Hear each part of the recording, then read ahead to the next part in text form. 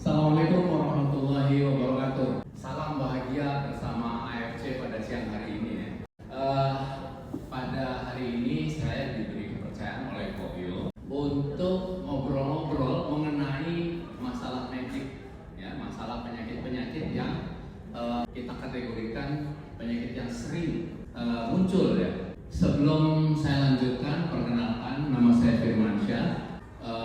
Sehari-hari saya bekerja di Rumah Sakit Penyakit Infeksi Sulianti Saroso, ya, di Sunter. Saya di sana sebagai Ketua Komite Medik, merangkap Ketua Tim Penguji Kompetensi Dokter. Ya, saya kira di sini ya. Alhamdulillah pada siang hari ini kita akan ngobrol mengenai penyakit degeneratif. Jadi Bapak Ibu sekalian, penyakit itu terdiri dari dua golongan besar. Satu, penyakit infeksi, yang kedua penyakit degeneratif. Penyakit infeksi tentu saja menyerang semua orang, ya, tanpa terkecuali. Siapapun bisa terkena infeksi. Maka oleh sebab itu, untuk mencegah supaya tidak terinfeksi, tidak mudah terinfeksi, satu, tentu kita harus jaga-jaga, jangan sampai kita terpapar oleh kuman-kuman penyebab infeksi itu, ya. Selain daripada kita sendiri harus menjaga daya tahan tubuh, ya, supaya kebal terhadap infeksi. Nanti akan dijelaskan lebih jauh oleh Koyo apa sih yang perlu dikonsumsi untuk meningkatkan daya tahan tubuh. Saya kira ada gambarnya di sini, Koyo, ya. Yang kedua adalah penyakit degeneratif. Penyakit degeneratif yaitu penyakit tidak berkaitan dengan infeksi, melainkan dengan faktor usia. Makin bertambah usia, makin mudah timbulnya penyakit. Selain daripada penyakit faktor keturunan. Nah, yang akan saya bicarakan banyak pada hari ini ada dua hal. Penyakit diabetes mellitus yang konon justru lebih banyak faktor keturunannya untuk diabetes tipe 2, ya. Sedangkan diabetes tipe 1 karena infeksi oleh virus. Tetapi jangan salah, ya. Peningkatan angka jumlah penderita diabetes mellitus makin lama makin banyak, justru makin besar pertumbuhannya. Kita lihat di sini, apa sih sebenarnya diabetes mellitus? Yaitu satu penyakit yang ditandai dengan kadar gula darah yang tinggi. Nah, karena kadar gula darah yang tinggi, maka akan memunculkan gejala-gejala, ya, khas dan gejala tidak khas. Gejala khas meliputi ini 4, ya. 1, sering pipis. Karena kadar gula tinggi, dia menyerap air sehingga banyak pipis, ya. Karena pada saat masuk ke ginjal akan disaring dan cairannya dibuang, makanya akan sering pipis. Karena sering pipis, maka sering haus, ya, mudah haus, cepat minum. Barusan minum lagi. Karena memang kadar airnya berkurang dalam tubuh. Kenapa? Karena banyak pipis, ya.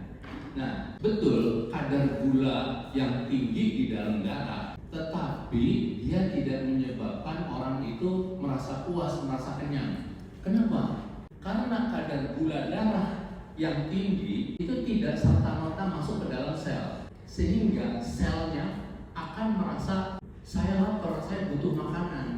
Akibatnya apa? Orangnya cepat lapar, ya. Ini gejala khas. Dan yang keempat adalah berat badan yang turun, tapi tidak diketahui penyebabnya, tidak jelas penyebabnya. Makan banyak, ya, kadar gulanya tinggi, tapi badan makin kurus, ya, makin habis. Kenapa? Karena gula darah tadi tidak diserap ke dalam sel. Bahkan karena laporan ke otaknya gula darahnya kurang, sehingga otak menginstruksikan sel hati untuk memecah celengan makanan, namanya glukagon. Glukagonnya dipecah untuk dijadikan gula, ya, sehingga kadar gulanya makin tinggi. Dan makin tinggi kadar gula, tentu saja makin banyak pipis. Bahkan kalau di atas 400 orangnya bisa nggak sadar, ya, bisa pingsan karena hiperglikemi tadi. Gejala-gejala yang tidak khas, gejala yang lain meliputi badannya lemes, ada gatal-gatal, terutama di lipat paha, di ketiak, ya, di bawah payudara, ya, ada kesemutan. Makin lama makin banyak semutnya, makin bakal, sakti mandraguna. Ketusuk paku aja nggak kerasa. Beberapa pasien saya injek paku seminggu baru ketahuan setelah badannya demam. Seminggu paku di dalam jempol kakinya, saking nggak kerasanya, mati rasa. Nah setelah demam, bengkak, bernanah, baru ketahuan ternyata ada paku di jempol kakinya. Nah ini awalnya kesemutan. Yang demikian kita sebut sebagai peripheral arterial disease, ya, gangguan darah, gangguan pembuluh darah di perifer, di tepi, ya, timbul kekakuan terutama kaki, ya. End artery memang betul di tangan juga ada, ujung-ujung tangan, tapi yang paling sering adalah di kaki. Karena apa? Tangan keaktifannya lebih banyak, ya, ngangkat ini, ngangkat itu, sementara kaki hanya untuk jalan, apalagi tidur di ruang AC yang dingin, ya, dalam kondisi basal, dalam kondisi metabolisme dasar, maka kekakuan lebih mudah timbul, ya. Keluhan yang lain adalah penglihatan kabur, ya. Orang diabetes seringkali kacamatanya sering ganti, setahun paling lama 2 tahun ganti ukuran, ya. Nggak lama lagi, padahal baru 6 bulan, loh kok udah buram lagi. Nah ini salah satu gejala, ya, tapi gejala yang tidak khas. Gejala yang tidak khas lain adalah kulitnya kering seperti menipis, mudah luka, sering digaruk jadi gampang luka. Boleh dilihat pada orang yang DM, yang diabetes tidak terkontrol, garuk-garuk, ada bekas garukan di tangan, di kaki dan sebagainya, ya. Nah, oleh karena itu yang paling utama adalah kontrol gula darah, ya. Kontrol gula darah dengan apa? Pertama ya tentu atur diet, atur makanan, ya, supaya nggak berlebihan. Makin banyak makan, makin tinggi kadar gulanya. Yang kedua, exercise. Saya tidak menyampaikan olahraga, ya, karena olahraga tuh bisa dipertandingkan, ya. Masa instruksikan kepada bapak-bapak, ibu-ibu untuk sepak bola padahal umurnya udah 60 tahun ke atas, kan nggak mungkin, atau tinju gitu kan, nggak mungkin. Yang kedua, exercise. Exercise itu banyak modelnya. Yang paling murah ya jalan kaki, ya, selama 30 menit setiap hari. Boleh absen 2 kali dalam seminggu, ya. Rutin aja. Tapi jangan pernah nyeker, jangan pernah lepas alas kaki. Harus selalu menggunakan alas kaki. Selain jalan kaki, apa? Saya berat badannya 80. Kalau jalan kaki lutut saya udah kalah. Jadi apa cara alternatifnya? Jalan keluar lainnya, berenang. Ya, sama, berenang 30 menit dalam sehari semalam. Itu cara kedua. Pertama, kita dengan teori, kedua exercise, yang ketiga baru obat, ya. Obat sampai kapan diminum? Karena diabetes ada bagian dari faktor turunan, maka seumur hidup dia harus minum obat. Karena sampai saat ini tidak ada diabetes yang sembuh. Oleh karena itu, banyak penelitian lebih mengarah kepada, ayo bagaimana caranya memperbaiki kerusakan yang ada di dalam badannya. Kerusakan yang ada di dalam badannya adalah sebenarnya kerusakan sel-sel beta pankreas. Sel beta pankreas itu yang memproduksi insulin yang bisa menurunkan kadar gula darah tadi. Padahal pabriknya rusak sehingga jumlahnya sedikit yang diproduksi atau mutunya menurun, ya. Jadi ayo perbaikin sel pankreas, ya. Nanti kita mengarah ke sana, ya. Perbaikan sel pankreas bisa ditempuh, salah satu caranya adalah dengan terapi stem cell. Kerusakan pankreas menyebabkan kadar gula darah tinggi di dalam darah. Makin tinggi, ya, gula tidak terkontrol, liver pun diinstruksikan untuk memecah glukagon untuk menambah kadar gula di dalam darah, dan ada resistensi di perifer. Sel si gula darah nggak masuk ke dalam sel karena ada resistensi tadi, ya. Nah ini islet cell, ya. Islet cell ini sel beta pankreas yang ada di dalam pankreas. Jadi diambil salah sebagiannya dipindah ke sini. Nah ini kan gambarnya demikian, ya.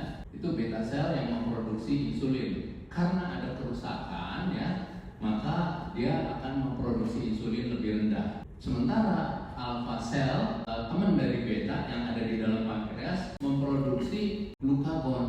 Nah, glukagon itu sendiri yang meningkatkan pemecahan kadar gula di dalam atau deposit gula di dalam liver, sehingga kadar gulanya akan makin terus tinggi. Jadi ekses glukosa outputnya meningkat, ya, insulin resistance di otot maupun di jaringan lemak meningkat.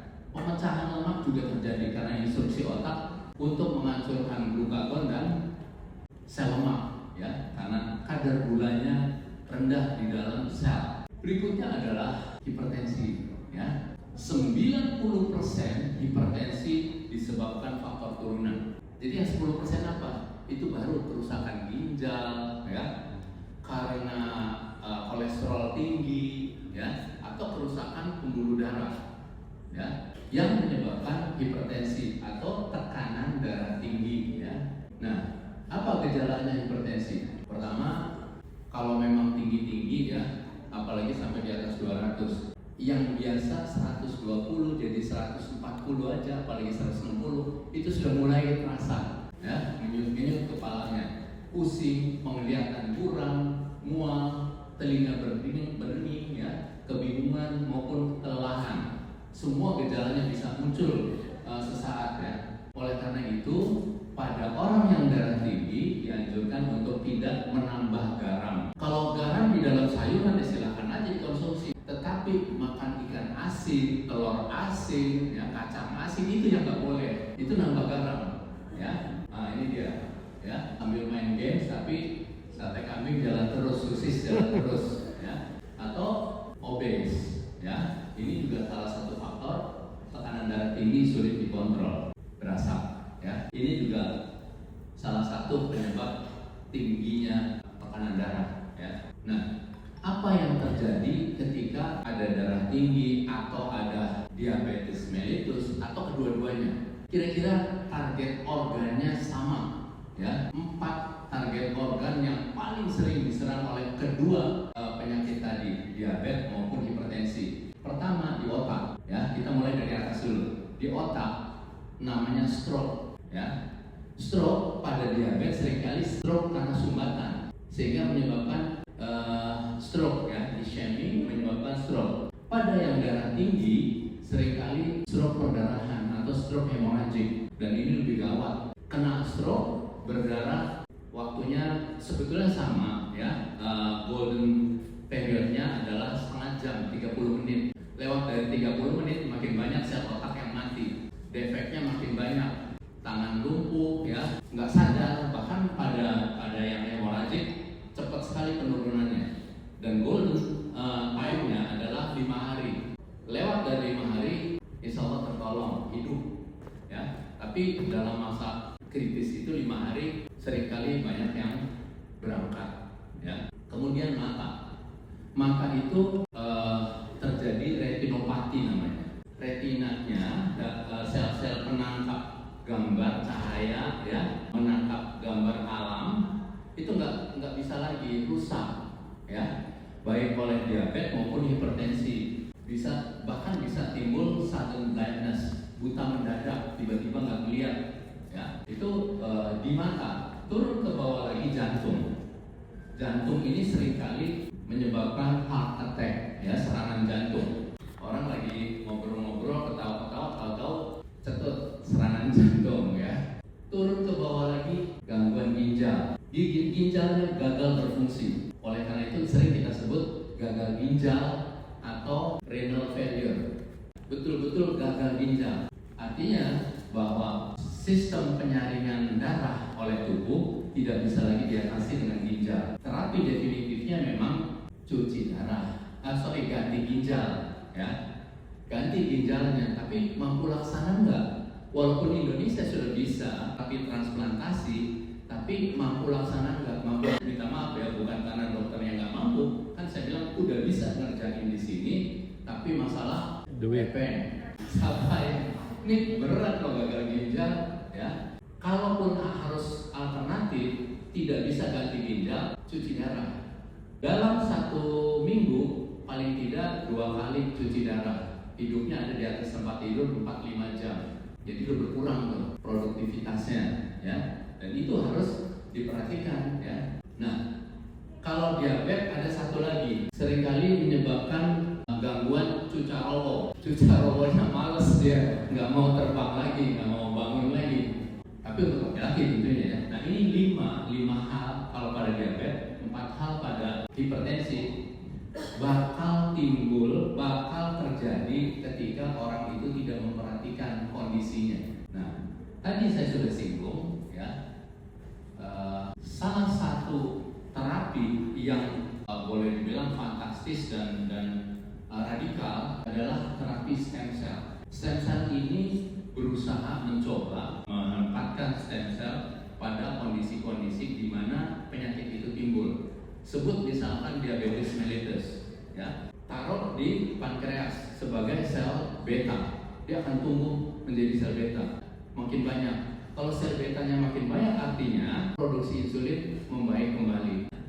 Tentu ini harapan, karena embryonic stem cell memang sel yang bersifat pluripotent. Pluripotent artinya dia mampu membentuk sel apa saja sebagaimana yang diperlukan oleh seseorang. Pluripotent inner cell ya, atau stem cell padahal asalnya dari 2 sel telur dan sel sperma. Ya, sel telur dari ibu, sel sperma dari bapak membentuk morula. Ini kalau udah morula, disebut morula, namanya zigot, percampuran sel telur dengan sel sperma ya. Jadi zigot, jadi morula yang sifatnya totipotent, itu dia memperbanyak diri terus ya sampai membentuk blastosit ya.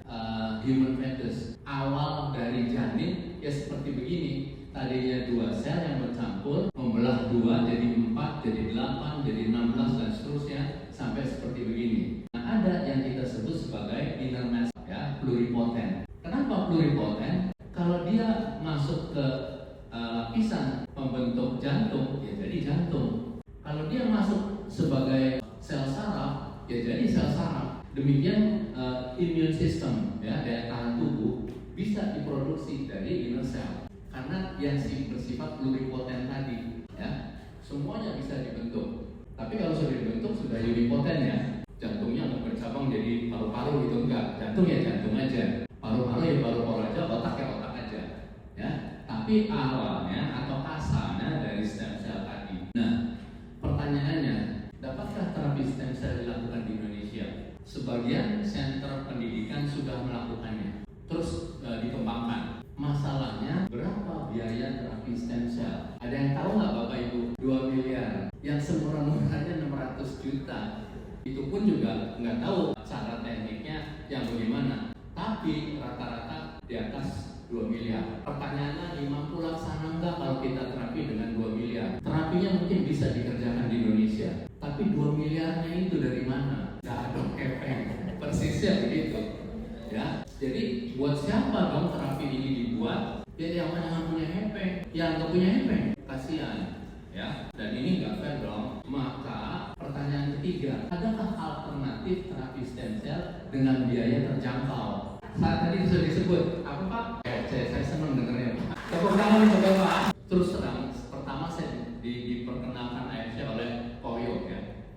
Koyo ini, Koyohanes ya, dia memperkenalkan ini loh, pengganti atau alternatif terapi stem cell. Dia merangsang sel untuk berkembang, ya, bertumbuh berkembang dengan harapan tentu saja memperbanyak jumlahnya, memperbaiki produksinya. Kalau pankreas diperlukan untuk memproduksi insulin, maka dengan berkembangnya sel beta pankreas tadi, maka produksi insulin akan lebih baik dan jumlahnya lebih banyak. Demikian pula tadi lasria ya, yang tadinya epilepsi ya, 3 tangan epilepsi. Kenapa? Karena ada L-dopa yang di otak itu terganggu produksinya sehingga kerjanya nggak baik. Dibikinlah alternatif stem cell tadi untuk merangsang sel-sel otaknya untuk produksi L-dopa ya, levodopa atau L-dopa ya. Ternyata alhamdulillah hasilnya kelihatan dan ternyata nggak ada keluhan-keluhan kejang-kejang lagi, nggak ada keluhan tegang-tegang ya sampai nggak sadar. Nah alhamdulillah ini salah satu bukti ya. Tadi satu lagi Pak Mamung ya, Pak Mamung sudah dikatakan stroke